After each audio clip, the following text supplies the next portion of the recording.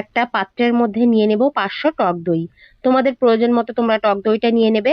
তারপর হ্যান্ড উইক্সের সাহায্যে খুব ভালো করে ফেটিয়ে নেব যতক্ষণ একটা ক্রিমি টেক্সচার চলে আসে। তারপর টক দইটা একটা সাইডে রেখে একটা মিক্সিতে বেশ কিছুটা পুদিনা পাতা, স্বাদ মতো চিনি আর অল্প একটু পানি দিয়ে এটা একটু মিক্সিতে ঘুরিয়ে নেব। তো তারপর টক দইটা আবার নিয়ে আমি এখানে দিয়ে দেব 4 কাপ পানি। তোমরা কতটা ঘনত্ব রাখতে চাও সেই বুঝে পানিটা তোমরা অ্যাড করবে।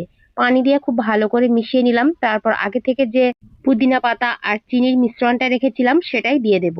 তারপর খুব ভালো করে মিশিয়ে নিয়েছি। তারপর টেস্টের জন্য সামান্য একটু বিট নুন দিয়েছি, তোমরা না চাইলে না দিতে পারো। তারপর দিয়ে দিলাম বরফের টুকরো।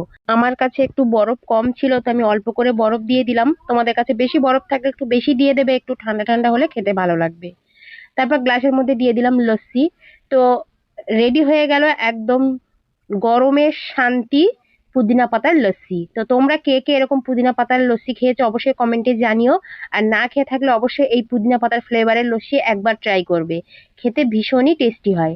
তো আজকের এই পর্যন্ত, দেখা হবে পরবর্তীতে অন্য কোনো রান্নার ভিডিওতে। আল্লাহ হাফেজ।